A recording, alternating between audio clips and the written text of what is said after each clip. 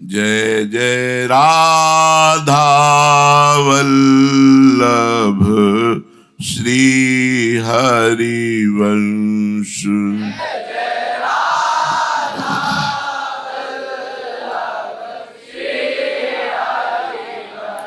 जय जय श्री वृंदावन श्री बनचंद।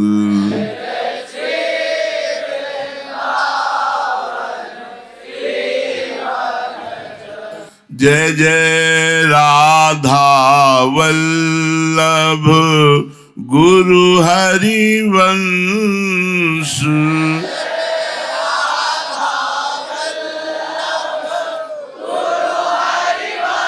जय जय गुरु वृंदावन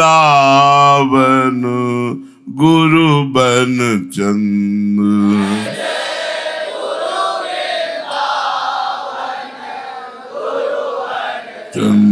जय जय राधा वल्लभ श्री हरिवंश।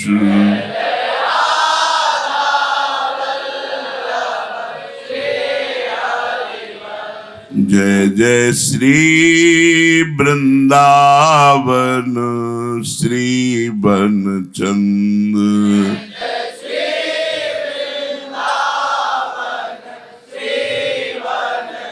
श्री राधा वल्लभ लाल की जय। अपने इष्ट देव के मार्ग में अनन्य भाव से चलने वाले उपासक को हरिवंश महाप्रभु ने 2 छंदों में उपदेश किया कि किसी अन्य देवी देवता ग्रह नक्षत्र आदि की उपासना का आश्रय नहीं लेना चाहिए। यदि हमारे इष्ट देव के चरणों में अनन्य भाव है तो किसी भी तरह से हम अपनी अनन्यता में दाग न लगने दें कि हमें कोई पीड़ा हुई, कोई कष्ट हुआ तो हम किसी अन्य अनुष्ठान करवाएं। कोई भाई ज्योतिष शास्त्र के जो मर्मज्ञ जन हैं उनका कथन है कि जब ग्रह नक्षत्र विपरीत होते हैं तो बड़ा कष्ट और विपत्तियां देते हैं, जब ग्रह नक्षत्र अनुकूल होते हैं तो सुख और संपत्तियां देते हैं। महाप्रभु ने दोनों बातों को वहम बताया। एक वहम बात है, यदि आप भगवान से विमुख हो तो चाहे जितने ग्रह नक्षत्र अनुकूल हो तुम्हारा मंगल नहीं हो सकता। यदि भगवान के सन्मुख हो तो चाहे जितने ग्रह नक्षत्र विपरीत हो तुम्हारा अमंगल नहीं कर सकते। ये बात 2 छंदों में महाप्रभु हरिवंश चंद्र जी ने वर्णन किया। कहा 12 चंद कृत स्थल मंगल बुद्ध विरुद्ध सुरु गुरु बंक यदि दशम भवन भृगुसुत मंद सुकेतु जन्म के अंक अष्टम राहु चतुर्थ दिवामणि तो हरिवंश करत न संक जो पे कृष्ण चरण मन अर्पित तो करी है कहा नवग्रह रंक। जो पे कृष्ण चरण मन अर्पित तो महाप्रभु कह रहे हैं कि जैसे ज्योतिष शास्त्र में जन्म कुंडली बनाई जाती है, अब कुंडली में 12वें में चंद्रमा है, 12 माने 12, 12वें में चंद्रमा है। ये अपना प्रभाव दिखाते हैं किन पर? जो भगवान की शरण में नहीं है। ऐसा नहीं कि इनका प्रभाव नहीं, पर भगवान की शरण में नहीं है उन्हीं पर इनका प्रभाव पड़ता है। जो भगवान की अनन्य शरण में है। वो स्वामी तुलसीदास जी ने कहा है, शुक्र शनि और राहु केतु सब क्षण में हुई है, तेरे चेरो और जानकी नाथ सहाय करे, तो कौन बिगाड़ सके नर तेरो। महाप्रभु हरिवंश चंद्र जी कहते हैं ये सब विपरीत हो, 12वें में चंद्रमा हो, चौथे में मंगल हो, बुध विरुद्ध हो, गुरु बृहस्पति वक्री हो, 10वें में शुक्र हो, केतु और शनि लग्न में हो, 8वें में राहु हो, चौथे में सूर्य पड़े, सर्वनाश हो जाए। सर्वनाश का योग है ये। तो हरिवंश करत ना संक, जो पे कृष्ण चरण मन अर्पित, तो करिए का नवग्रह रंक। 12वें में चंद्रमा, चौथे में मंगल, बुध विरुद्ध, बृहस्पति भी वक्री, 10वें में शुक्र केतु और शनि लग्न में, 8वें में राहु, चौथे में सूर्य पड़े, तो सर्वनाश का खेल हो जाता है। भारी विपत्ति, भारी दुख। हरिवंश महाप्रभु कहते तो भी शंका करने की जरूरत नहीं है। क्यों? क्योंकि जब श्री कृष्ण के चरणों में मन अर्पित हो चुका है, आप श्री कृष्ण के हो, तो ये नवग्रह आपका कुछ नहीं बिगाड़ सकते। रंक माने गरीब, बेचारे नवग्रह क्या बिगाड़ सकते हैं, जब अखिल लोक ब्रह्मांडाधिपति पर ब्रह्म परमात्मा भगवान श्री कृष्ण से तुम्हारा अपनापन है, तो बेचारे नवग्रह क्या बिगाड़ सकते हैं। अब इसके विपरीत में कहते हैं,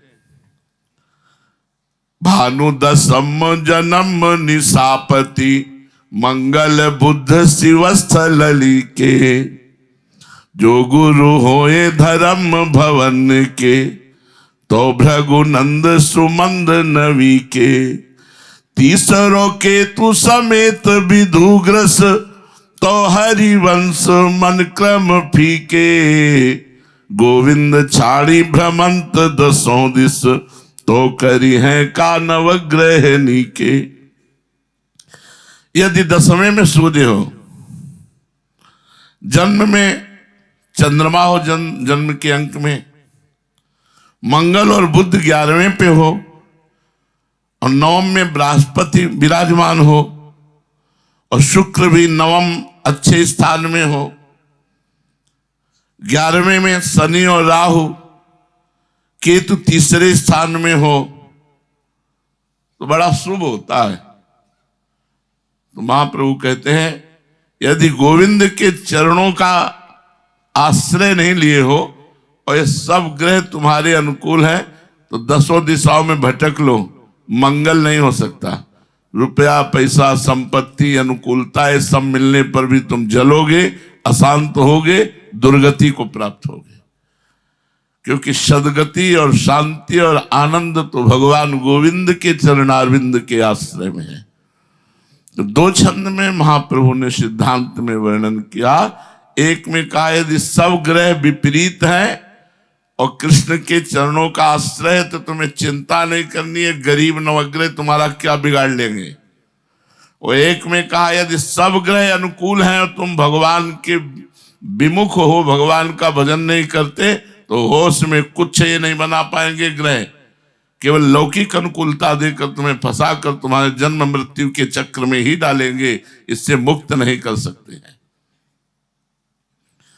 3वें छंद में बड़ी सावधानी के लिए हरिवंश महाप्रभु कहते हैं कि गुणों के प्रवाह का बड़ा प्रबल प्रभाव होता है। जब सत्वगुण आता है तो अपना प्रभाव दिखाता है, जब रजोगुण आता है तो अपना प्रभाव दिखाता है, जब तमोगुण आता है तो अपना प्रभाव दिखाता है। इस गुण प्रवाह में पड़ करके ही मनुष्य शुभ अशुभ कर्म करता है और शुभ अशुभ कर्म के परिणाम रूप उसे जन्म मृत्यु चक्र में न जाने किन किन योनियों में जाना पड़ता है। इसलिए महाप्रभु कहते हैं ना जानो छिन अंत कवन बुद्धि घटहि प्रकाशित छुटी चेतन जु अचेत तेऊ मुनि भय विश्वासित, पारासर सुरेंद्र कलप कामिनी मन फंद्या, परिवदेह दुख द्वंद्व कौन क्रम काल निकंद्या। ही डर हरिवंश हित, जिनो भ्रम ही गुण सलिल पर, जिह नामन मंगल लोक तिहु, सुहरि पद भजन विलंब करी, जिह नामन मंगल लोक तिहु।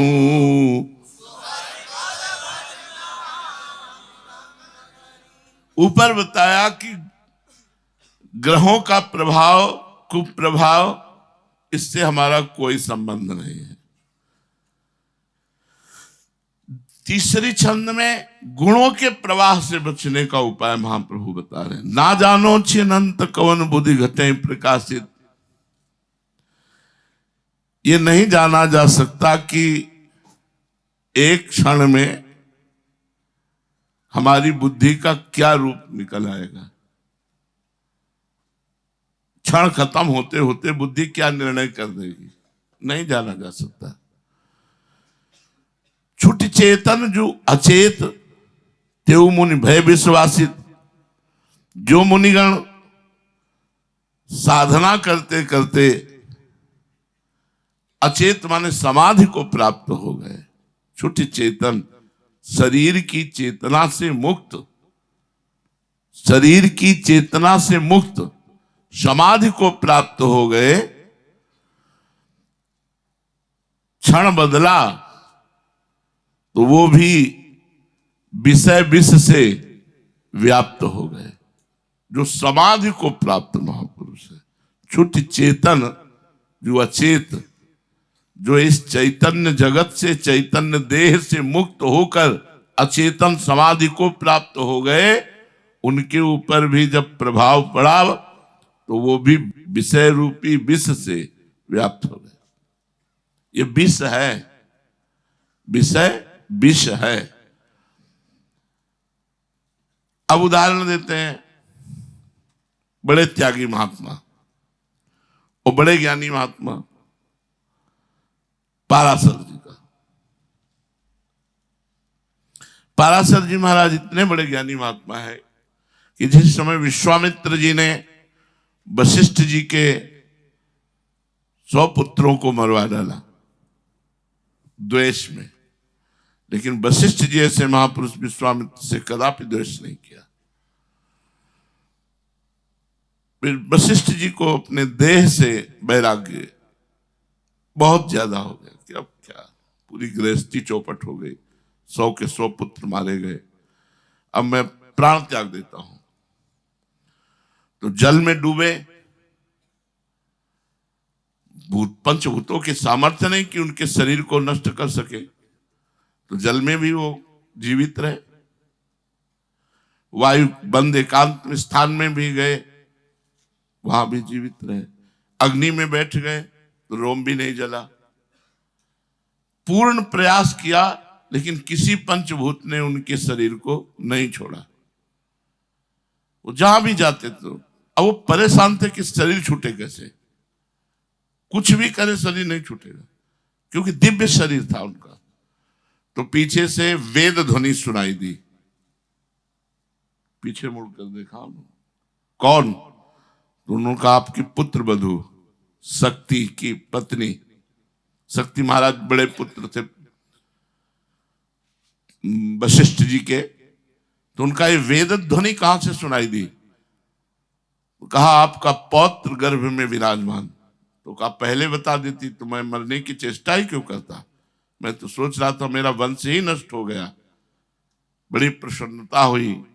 वही गर्भस्थ शिशु पाराशर जी थे, इतने वेदज्ञ कि गर्भ से ही वेद स्तुति प्रारंभ किए हुए थे।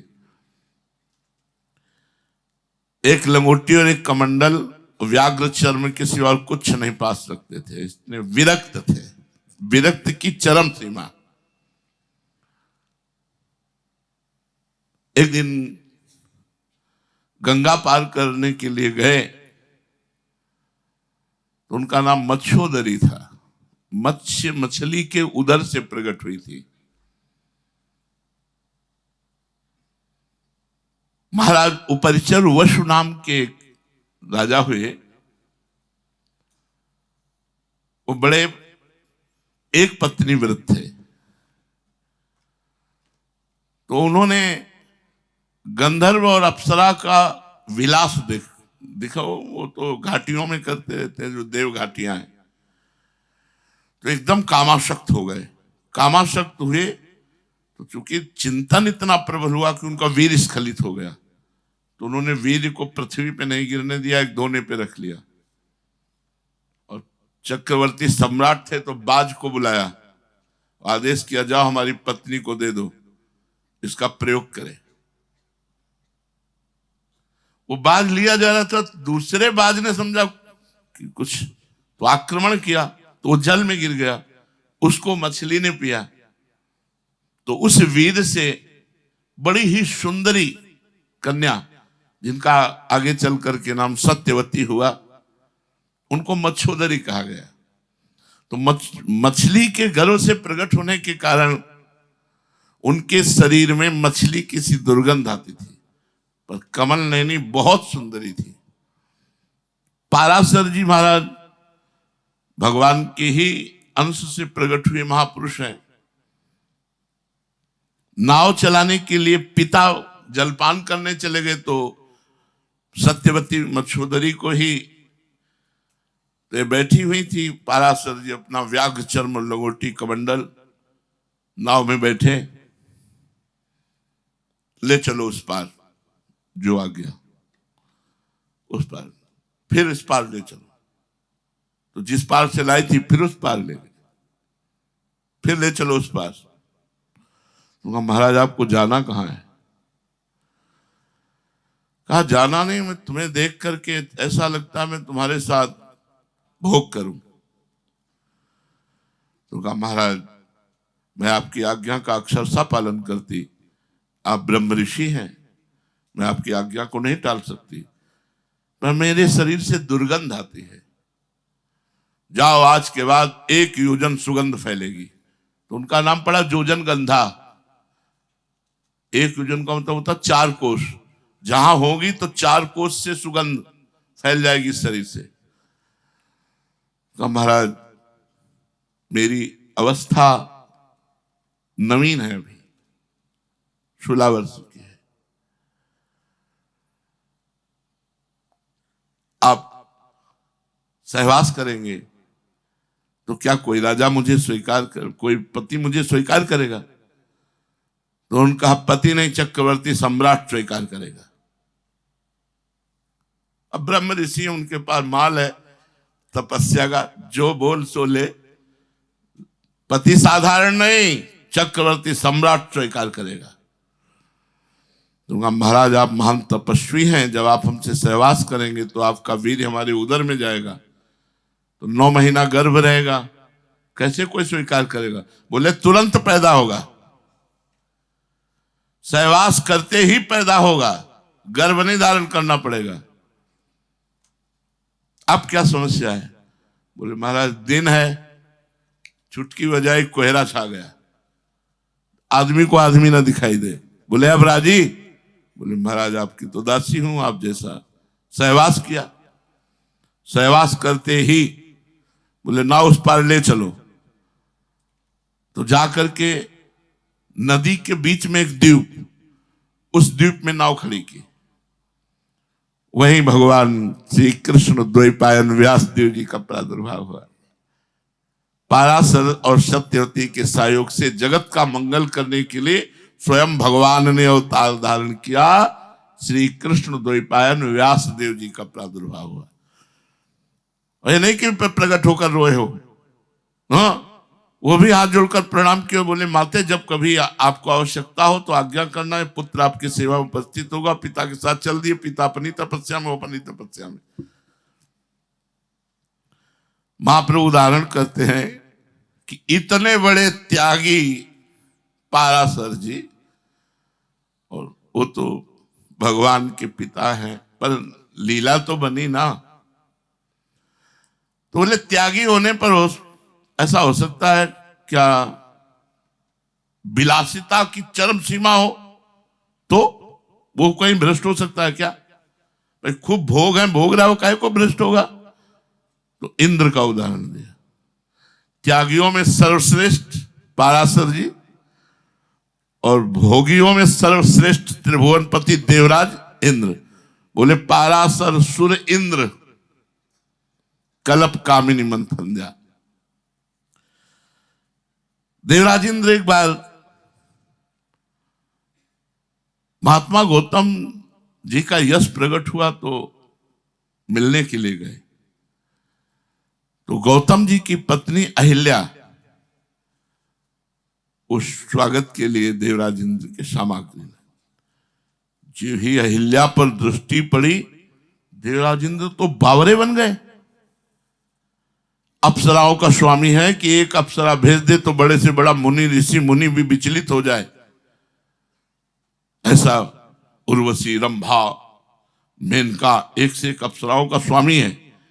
लेकिन जब अहिल्या जी को देखा तो तपोमूर्ति तेजोमयी, वो सुंदर रूप, वो यौवन, महात्मा की पत्नी,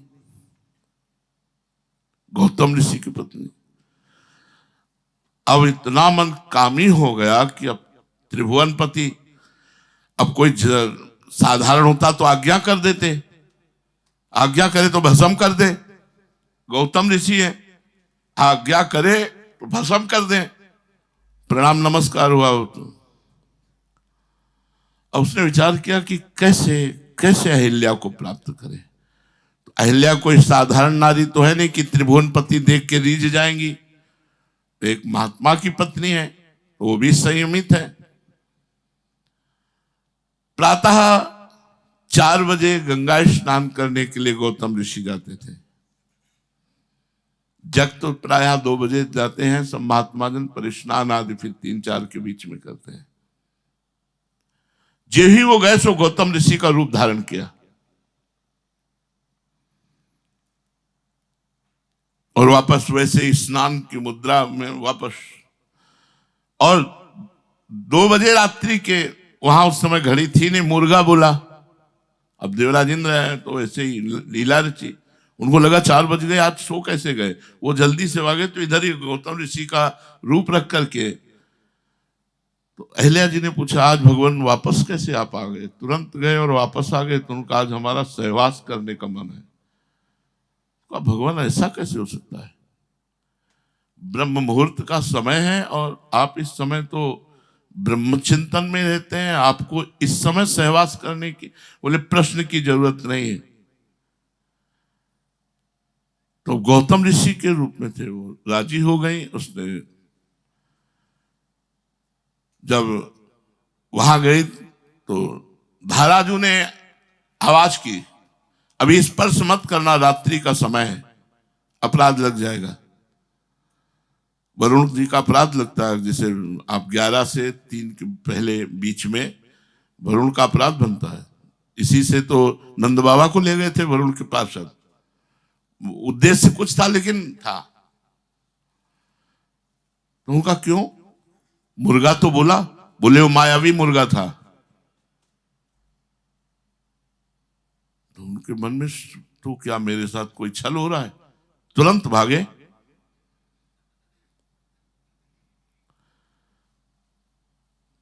तो ये देवराज इंद्र सहवास करके निकल ही रहे थे गौतम ऋषि के रूप में। दृष्टि डाली, धूर्त कौन है तू? अब भयभीत होकर के तुरंत देवराज इंद्र के रूप में। तो उनका त्रिभुवनपति देवराज, देवताओं का राजा होकर तू मुझे धर्म भ्रष्ट कर दिया।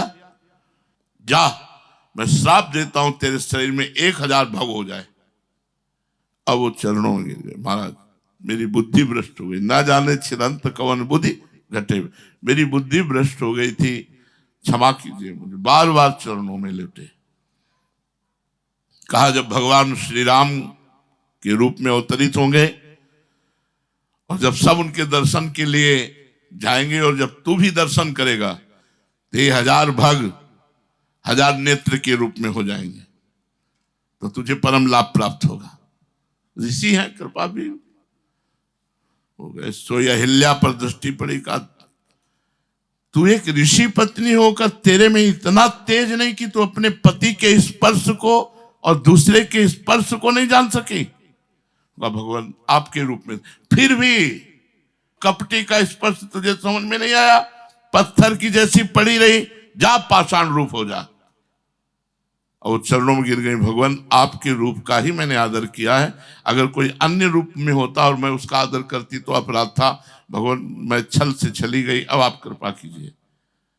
तो उनका जब भगवान राम यहां से निकलेंगे और तू शिला के रूप में पड़ी होगी और भगवान श्री राम का चरण जब तेरा स्पर्श करेगा तब तू अपने स्वरूप में पावन रूप में आ जाएगी।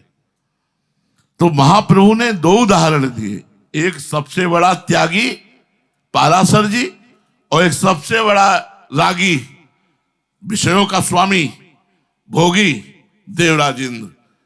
महाप्रभु कह रहे ना जानो छिन अंत कवन बुद्धि घटे प्रकाशित, छुट चेतन जो अचेत त्यो मुनि भय विश्वासित, पाराशर सुर इंद्र कलप कामिनी मन फंद्या, परिव देह दुख द्वंद कौन क्रम काल निकंद्या। इन सबके मनों में गुण प्रवाह से, संयोग प्रवाह से मन फंस गया। पीछे दुख होता है, पीछे द्वंद्व चलता है, लेकिन वर्तमान में तो बुद्धि बिगड़ गई। तो भाई काल का और क्रम का छेदन कौन कर सकता है? इसलिए श्री हरिवंश महाप्रभु कहते हैं कि इस भय से डरते रहो, त्रिगुण रूपी माया जल का कहीं प्रवाह तुम्हें बहा न ले जाए। त्रिगुण के प्रवाह में प्रवाहित होकर कहीं भ्रमित ना हो जाओ। इसलिए जिनका नाम तीनों लोकों का मंगल करने वाला है, उन भगवान श्री हरि के चरणों का आश्रय लो और खूब नाम जप करो। मामे वे प्रपद्यन्ते माया में ताम तरन्ते, दैवी हेसा गुणमयी मम माया दुरत्यया, ये मेरी माया दुरत्य है, इससे अगर पार पाना है तो केवल मेरी शरण में रहो और मेरा स्मरण करते रहो। पद संख्या छंद 4। तू बालक नहीं भर्यो शयान पो, काहे कृष्ण भजत नहीं नीके, अतिव सुमिष्ट तजीव सुर बिनु पै, मन बंधत तंदुल जल फीके, जैसी हित हरिवंश नरक गति दुर्भर, यम द्वारे कटियत नक छीके, भवज कठिन मुनि जन दुर्लभ, पावत क्यों जू मनुज तन भी के, भवज कठिन।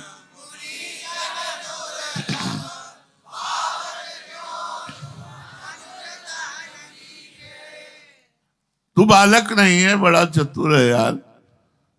तू बालक नहीं, भर्यो सयानप, बड़ी चतुरता भरी है। बालक नहीं, होश में हो जा। क्यों ठीक से श्री कृष्ण का भजन नहीं करता? तू बालक नहीं। बालक हो जाए तब तो बात बन जाए, बालक ही तो नहीं हो पा रहा। बालक का क्या, न मुझे कोई ज्ञान है, ना कोई करने की सामर्थ्य, बस मैं आपका बच्चा हूं। तो कई बच्चा के पेट और घट करे विनाशन। बच्चे बनना तो कठिन है, चतुरता हट जाए, ये बुद्धि हट जाए। तू बालक नहीं भर्यो सयानप, काहे कृष्ण भजत नहीं नीके। तू बालक नहीं है, सयानप से भरा हुआ, चतुरता से भरा हुआ है। श्री कृष्ण को तू अच्छी प्रकार से क्यों नहीं भजन करता? ठीक से भजन क्यों नहीं करता? देखो, गाय का दूध और चावल का धोवन एक जैसा ही दिखाई देता है, लेकिन बड़ा अंतर होता है। भगवदानंद और विषयानंद एक जैसा ही लग रहा है, लेकिन बड़ा अंतर होता है। जैसे गाय के दूध में और चावल के धोवन में। अतिव सुमिष्ट तजीव सुरभिन पे, जो भगवान का भजन है वो क्या है? अति सुमिष्ट कामधेनु का दूध है। और जो संसार के भोगों का सुख है वो क्या है? मन बंधत तंदुल जल फीके, चावल के धोवन। संसार के भोगों की तरफ जो मन बुद्धि दौड़ाना है वो चावल के धोवन का है। और जो भगवान के भजन का आनंद है वो अति सुमिष्ट सुरभिन पे, कामधेनु का दूध है। कामधेनु के दूध को छोड़ करके चावल का धोवन पीना चाहता है तो बालक नहीं है, बड़ा चतुर है। होश में हो जा, ठीक से श्री कृष्ण का भजन कर। नहीं तो जैसी हरिवंश नरक गति दुर्भर, यम द्वारे कटियत न छीके। सीत हरिवंश महाप्रभु कहते हैं कि नरक की गति अत्यंत कठिन है। यमराज के यहां छींकने का भी हिसाब किताब है। नाक काट ली जाएगी, छींकने पर भी नाक काट ली जाए, एक एक क्रिया का हिसाब है। अरे बहुत सावधानी की जरूरत है। मतलब यहां इशारा दे रहे हैं कि एक छोटी सी क्रिया का भी परिणाम है। मान लो आप गुरु के सामने हो, ऐसे बात करनी चाहिए। जब कभी कोई विवेकी बात करेगा गुरु से तो आप देखना कोई जो सत्संगी होगा, महाराज जी ऐसे बात करेगा कि हमारी थूक की चिट्ठी ना चली जाए। मान लो छींक आ रही, तुरंत कपड़ा लगा, खांसी है, छींक आ रही, तुरंत कपड़ा लगा के, और ऐसे छींक दिया ठाकुर के ऊपर जो आपके, तो उसका अपराध बना, बोले नाक काटी जाएगी तुम्हारी नरक में जाके।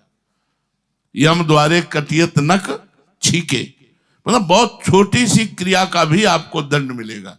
जैसे महर्षि मांडव्य जी बालक थे 8 वर्ष के, खेल खेल में तितली को पकड़ा। अब उनकी पता नहीं मन में क्या आया कि उन्होंने बबूल का कांटा तितली की गुदा में घुसेड़ दिया और छोड़ दिया। वो तड़प तड़प के मर गई। अब बच्चों को खिलवाड़ तो खेल में ऐसा होता है। वो जब एक दिन तपस्या कर रहे थे मांडव ऋषि, तो कुछ राजा के खजाने से चोरी करके चोर लोग भाग रहे थे, तो राज कर्मचारी पीछा कर रहे थे। तो उन्हीं से बचने के लिए उन्होंने ऋषि के आश्रम का आश्रय लिया और दौड़ के छुप गए। उन्होंने सोचा ऋषि के आश्रम में क्यों राजा के कर्मचारी आएंगे, लेकिन संयोग वशात उनको पता चल गया। मैं माल सहित चोर पकड़े गए और ऋषि दरवाजे ऐसे, तो उनका ये नाटक करके ऋषि का और राजा के यहाँ चोरी करवाता और माल अपने यहाँ छुपवाता, इसको भी बंदी बनाओ। और समाधिस्थ थे, उनको भी बंदी बना लिया गया। राजा के सामने के चोर उपस्थित हुए, बोले इनको सूली की सजा दे दो। सूली की सजा ऐसी बड़ी बहुत कष्टप्रद, जैसे 2 खंबे हैं और उनके बीच में एक भाले जैसा आकार का लोहे का शूल गड़ा हुआ है। तो सीढ़ियों से 2 खंबे पे चढ़ करके उस आदमी को जिसको सजा देनी उसको दोनों टांग पकड़ के उठा के और ऐसे छोड़ दिया जाता। तो वो जो भाले जैसा नुकीला होता था वो गुदा द्वार से घुसता था, और जितना घुसा इतना घुसा। अब वो तड़प रहा है 1 दिन 2 दिन आधा दिन, जितनी बल हुआ तड़प तड़प के मरता था, तड़प तड़प के। सूली की सजा बहुत खतरनाक सजा थी, पहले बड़ी कठोर सजाएं। तो जो अपराधी थे वो तो मर गए, जब उनके गुदा द्वार में सूली घुसी मांडव ऋषि की तो समाधि भंग हुई। उन तुरंत पद्मासन लगा लिया, सूली के ऊपर बैठ गए। अब दूसरे तीसरे दिन जब अन्य अपराधियों को दंड देने के लिए लाया गया तो जो ही देखा समाधि में बैठे हुए भागे, वो भाग करके बताया कोई ऋषि आ गया और धोखे से ऋषि को सजा। ऋषि शब्द सुनते ही राजा के होश उड़ गए। आगे गाय और ब्राह्मणों को करके स्तुति करते हुए नमन किया। महाराज मुझे आपकी महिमा पता नहीं थी, मैंने तो चोर समझ करके दंड दिया। उन्होंने कहा मुझे तुमसे कोई शिकायत नहीं, मुझे सूली से उतारो। अब लाख कोशिश की गई लेकिन सूली नहीं निकली, तो काट दी गई, क्योंकि गुदा में कांटा घुसेर के छोड़ा था।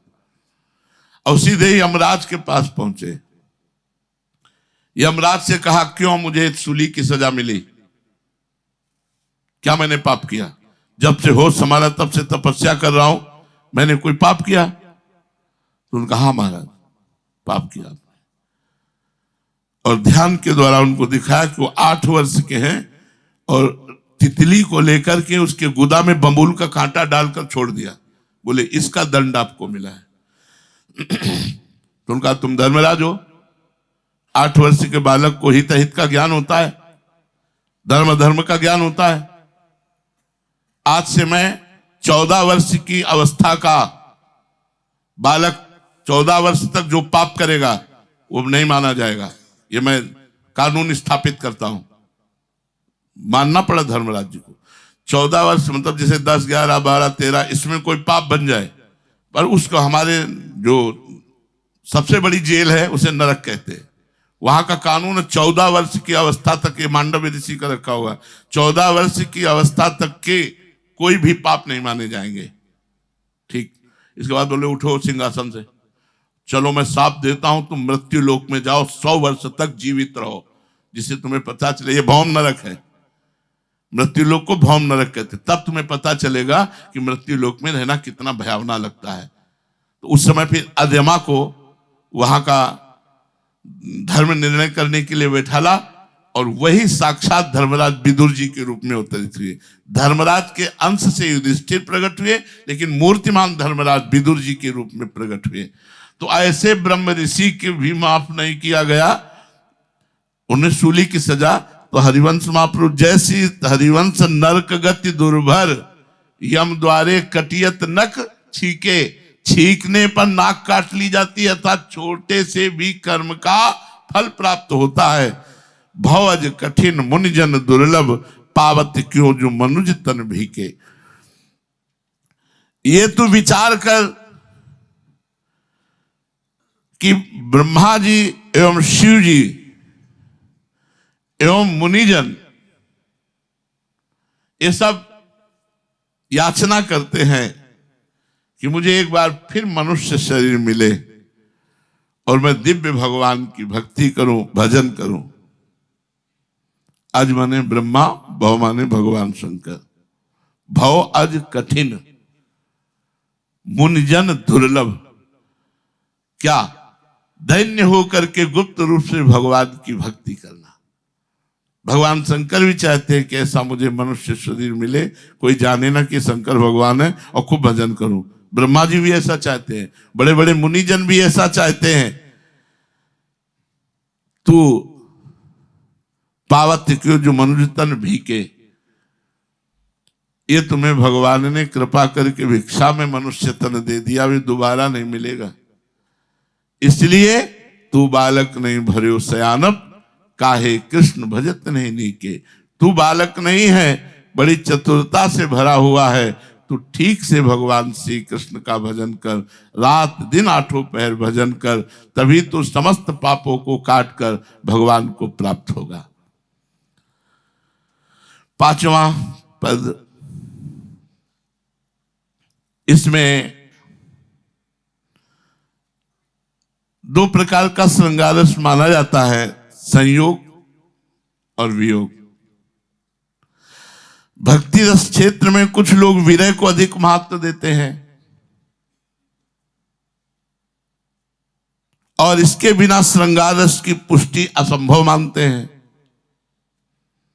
ये लोग गोपियों को परकिया नायिका मानकर श्री कृष्ण से उनके वियोग का गान करके सुखी होते हैं। वियोग चाहिए। इसके विपरीत कुछ लोग संयोग को श्रृंगार का पूर्ण स्वरूप मानते हैं, जिसमें किशोरी जी सहित अन्य गोपी जनों को स्वकीय नायिका मानकर उनके श्री कृष्ण के साथ मिलन का गान करते हैं। महाप्रभु हरिवंश चंद्र जी ने दोनों को अधूरा कहा है। श्रृंगार रस के परिपाक के लिए संयोग और वियोग दोनों ही चाहिए, लेकिन नष्ट हुए बिना। जैसे वियोग तो अंक स्थिति पितैते कि मैं प्रलापम महामोहने, और संयोग का वर्णन तो है ही। हिताचार्य जी ने इन दो कुंडलियों में चकई और सारस का उदाहरण दिया और अपूर्णता सिद्ध की दोनों की। जब बिछुरत तब होत दुख, मिलते ही ओ सिराय, या ही में रस द्वय भय, प्रेम कहे क्यों जाए। प्रेम तो तब माना जाएगा जब तन मन के बिछुरे नहीं, और चाह बढ़े दिन रैन, और कबो संजोग न मानही, देखे भरी भरी नैन। ऐसो प्रेम न कहूं ध्रुव, है वृंदावन माही, तीन बिच अंतर निमिष को, होत जो कभो नाहि। महाप्रभु सबसे पहले वर्णन करते हैं, दोनों प्रेम की भर्त्सना करते हुए इसमें वर्णन किया है। पहले चकई का, चकई प्राण जो घट रहे, पिय बिछुरंत निकज, सर अंतर अरुकाल निशि, तरफ तेज घन गज, तरफ तेज घन गज, लज तुहि बदन न आवे, जल विहोन करि नैन, भोर की भाई बतावे। जैसे हित हरिवंश विचारी, बाद अस कौन जुबकई, सारस यह संदेह, प्राण घट रहे जो चकई।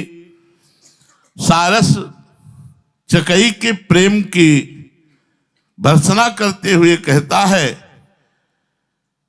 कि चकई, प्रीतम के बिछुड़ने पर निरर्थक बने हुए तेरे प्राण शरीर में कैसे रह जाते हैं, क्योंकि सारस जीवित नहीं रहता। सारस के जोड़े में अगर एक मरा तो दूसरा तुरंत मरेगा। कभी सारस एक नहीं होता, वो जोड़े से होता है। वो कह रहा चकई रात्रि में नहीं मिलती। भरत जी के चरित्र में आता है,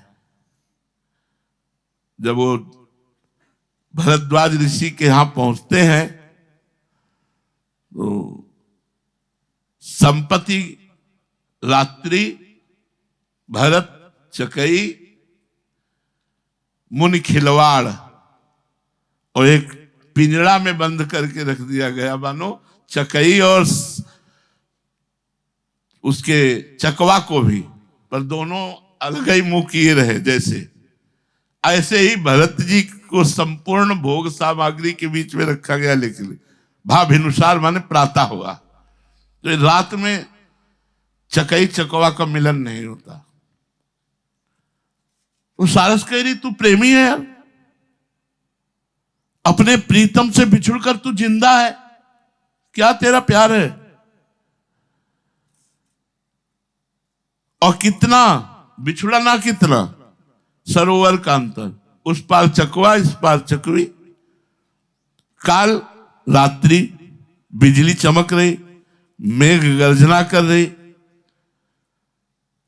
फिर तू अपने प्रीतम से रात्रि में न मिलकर सुबह जाकर के मिलती है। ये कैसा प्रेम प्रदर्शन है। इतने समय तक वियोग झेल रही है, क्या तुझे अपने इस व्यवहार पर लज्जा नहीं आती कि तू अपने प्रीतम से बिछुड़ते ही मर क्यों नहीं गई। हरिवंश महाप्रभु कहते हैं, सब विचार कर कौन व्यर्थ में बकवास करे। नित्य संयोगी सारस के मन में तो ये संदेह है कि वियुक्त होने पर चकई के प्राण उसके शरीर में रहते ही कैसे, इसका मतलब इसमें प्रेम की कमी है। अब चकई सारस को कहती है, सारस सर बिछुरंत को, जो पल साहे शरीर, अग्नि अनंग जुति वखे तो जाने पर पीर, तो जाने पर पीर धीर धरि सकहि वज्र तन, मरत सार सही फूट पुनिन पर चोजु लहित मन। जैसे हित हरिवंश विचारि प्रेम बिरहा बिनु वारस, निकट कंत नित रहित मरम का जाने सारस। सारस के आक्षेप को सुनकर चकई अपने मन में विचार करती है कि सारस का शरीर यदि सरोवर के अंतर को एक क्षण के लिए भी सहन कर ले, और उसकी पत्नी जो सारसी है लक्ष्मणा है, यदि वो काम की अग्नि का कठिन अनुभव करना पड़े तो उसे पता चले कि प्रेम किसे कहते हैं। बात समझ में आ रही? थोड़ा अंतराय हो और मिलन ना हो और पति से मिलने की प्रबल इच्छा हो और फिर उसे रात भर ठहरना पड़े तो पता चले प्रेम किसे कहते हैं, विरह किसे कहते हैं, सहन करना। तब वो पराई पीड़ा को जान सकता है। इस स्थिति में कोई वज्र के समान कठोर शरीर वाला ही धैर्य धारण करता है। ये सारस क्या जाने प्रेम करना, ये तो बिछुड़ते ही मर जाता है। सारस से चकई के प्रेम को संशय पूर्ण बताया और चकई से सारस के प्रेम को। यह क्या जाने जो रात भर अपने प्रीतम का वियोग नहीं सह सकता, एक क्षण में मर जाता है। अरे विरह का अनुभव प्राप्त करने का अवसर मिला था तो वज्र के समान हृदय धारण करके अपने प्रीतम के लिए जीती तड़पती तो जानती कि प्रेम है। श्री हरिवंश महाप्रभु कहते हैं प्रेम विरह के बिना श्रृंगार रस की स्थिति संदेहास्पद है। अर्थात इसका भी संदेह और उसका भी संदेह, सही प्रेम का जो स्वरूप है वो तन मन के बिछुरे नहीं, और चाह बढ़े दिन रैन कबो संयोग न मानहि, देखे भरी भरी नैन। 7वां, तय भाजन कृत जटित विमल चंदन कृत ईंधन, अमृत पूरी तिहि मध्य करत सर सपखल रिंधन, अद्भुत धर पर करत कष्ट कंचन हलवाहत, बार करत पावार मंद बोवन विष चाहत, जैसे हित हरिवंश विचारि कै, मनुज देह गुरु चरण गही, सकहि तो सब पर पंच तजी, कृष्ण कृष्ण गोविंद कही। जैसे हित हरिवंश विचारि कै, मनुज देह गुरु चरण गही, सकहि तो सब पर पंच तजी, कृष्ण कृष्ण गोविंद कही। तय भाजन कृत जटित, पात्र कैसा है? बोले रत्न जटित। विमल चंदन कृत ईंधन, ये निर्मल पात्र जो रत्न जटित है, इसको कहां किस आग पे रखा गया? बोले चंदन की लकड़ी लगाई गई। ईंधन क्या है आग जलाने का? चंदन। और भरा क्या इस पात्र में? वैसे अमृत, जैसे पानी में उबाला जाता ना, और उबाल क्या रहा है? सरसों की खली। सरसों का तेल निकल जाने के बाद जो बचता है उसे खली कहते हैं। तय भाजन कृत जटित विमल चंदन कृत ईंधन, अमृत पूरिति मध्य करत सरसप खल ईंधन। रत्न जटित पात्र में निर्मल पात्र है और उसमें अमृत भरा है और चंदन की लगड़ी लगा करके आग जलाई गई है, लेकिन रांधा क्या जा रहा है? खली। बोले ऐसी दशा में तय, तू ऐसी दशा में है। ये मनुष्य शरीर क्या है? रत्न जटित पात्र है। और ये जो श्वासें हैं ये ईंधन है, खर्चा हो रहा है। जो विवेक है, बुद्धि है, वो अमृत है। जो बुद्धि है वो अमृत है। क्या कर रही है? विषय रूपी खली को रांध रही है। मास चतुरता करके वही रुपया पैसा भोग विषय, मरे तो कुछ नहीं, पाप कमा के नरक गए। रत्न जटित जैसे पात्र वैसा शरीर, चंदन जैसा ईंधन वैसी श्वासें, और अमृत जैसी बुद्धि, और उसमें रांध क्या रहे हो? विषय रूपी खली। अरे होश में हो जा, काय को समय को नष्ट कर रहा है। अब दूसरा उदाहरण, अद्भुत धर पर करत कष्ट कंचन हलवाहत, बार करत पावार मंद बोवन विष चाहत। अद्भुत पृथ्वी, बढ़िया भूमि है, सोने का हल है, मूंगे की बाढ़ है, और बोना विष चाहता है। यह अद्भुत पृथ्वी क्या है? ये मनुष्य शरीर से जो चाहो आप कर्म कर सकते हो, जो चाहो बीज बो सकते हो। कंचन का हल क्या है? बुद्धि, भूमि को तैयार करना, क्या उसमें बीज बोना है, ये बुद्धि। और मूंगे की बाढ़, ये श्वास। इतनी सुंदर व्यवस्था, मनुष्य शरीर बुद्धि रूपी हल से जोतना, मूंगे की बाढ़, और वो क्या रहा है? विषय रूपी विष। अरे होश में हो जा। जैसे हरिवंश विचारी कहे, मनुज देह गुरु चरण गही। हरिवंश महाप्रभु कहते हैं कि तू विचार कर, तुझे दुर्लभ मनुष्य शरीर मिला है, तो एक काम कर, तू गुरु जी के चरणों का आश्रय ले ले। और सकही तो सब पर पंच तजी, कृष्ण कृष्ण गोविंद कही। अगर तू कर सकता है तो मेरी बात मान, ये सब प्रपंच छोड़, कृष्ण कृष्ण कृष्ण कृष्ण गोविंद गोविंद गोविंद गोविंद, ऐसा तू भजन कर। पद संख्या 8, ताते भैया मेरी सो कृष्ण गुण संचू, कुत्सितवाद विकार ही पर धनु, सुन सिख मंद परतीय बंचू, मणिगण पुंज ब्रजपति छाड़त, हित हरिवंश कर गही कंचू, पाए जान जगत में सब जन, कपटी कुटिल कलयुग टंचू, इह पर लोक सकल सुख पावत, मेरी सौ कृष्ण गुण संचू। भैया मेरी शिक्षा ध्यान देकर सुनो, बहुत प्यार से बोलना है। ताते भैया मेरी सौ कृष्ण गुण संचू, सुनो मेरी बात, सब सुखों को तू प्राप्त हो जाएगा। मूर्खता छोड़, मूर्खता के कारण जो तू कार्य कर रहा है, यही तेरी दुर्गति का कारण बनता है। क्या मूर्खता है? बोले मणिगण पुंज ब्रजपति छाड़त, हित हरिवंश कर गई कंचू। मणिगण के पुंज है भगवान श्री कृष्ण, उनके नाम गुण को छोड़ करके तू विषय रूपी कांच बटोर रहा है।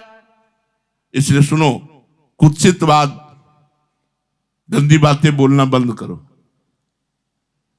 घृणित बातें बोलना बंद करो। अलम विषय वार्तया नरक कोटि भी भत्सया, विकार ही काम क्रोध लोभ मोह मद मत्सर आदि विकार, इसे बचो। पर धन, दूसरे के धन से बचो। सुन सिख मंद परती वंचु, दूसरे की स्त्री के भोगने से बचो। तुझे संसार में जितने लोग मिलेंगे, ये सब कपटी मिलेंगे। मुख में कुछ और है, हृदय में कुछ और है। मैं कसम दिला के कहता हूं, श्री कृष्ण के गुणानुवाद से तुझे सब सुख प्राप्त हो जाएंगे। इन संसार के लोगों पर विश्वास मत करो, ये कपटी लोग हैं, कलयुगी हैं। ये कहते कुछ हैं और करते कुछ हैं।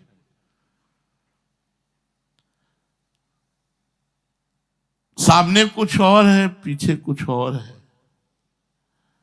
बड़ा दुम ही चाल है। एक सांप दुमुहा होता है, वो इधर भी चल देगा इधर भी चल देगा। तो बोले कलयुगी लोग हैं ये, पाए जान जगत में सब जन, हरिजन नहीं सब जन, जो भगवान के जन है वो नहीं। पाए जान जगत में सब जन कपटी, कपट का मतलब होता है बाहरी कुछ और कहना, पीछे कुछ और कहना। कलयुगी तंचु, कलयुग का प्रभाव झूठ, असत, मिथ्या, चोरी, व्यभिचार, द्यूत कीड़ा, जुआ खेलना, परिस्त्री गमन, ये उसका प्रभाव है। इस प्रभाव से सब प्रभावित रहेंगे। इसलिए भैया मैं अपनी कसम दिला करके कहता हूं, कसम से कहता हूं गुरु, यदि मेरी बात मान जाओगे तो मौज में रहोगे। जैसे नहीं अपने प्यार में कहते, बोले भैया मैं कसम दिलाकर अपनी कहता हूं, ताते भैया मेरी सौ कृष्ण गुरु संचु। श्री कृष्ण के नाम और गुणानुवाद में मस्त रहो तो ई परलोक सकल सुख पावत, मेरी सौ कृष्ण गुण संचु। इस लोक में और परलोक में समस्त सुख तुम्हें प्राप्त होंगे यदि तुम प्रभु के नाम का जप करोगे और गुणों का गायन करोगे। शेष चर्चा आगे। श्री राधा वल्लभ लाल की।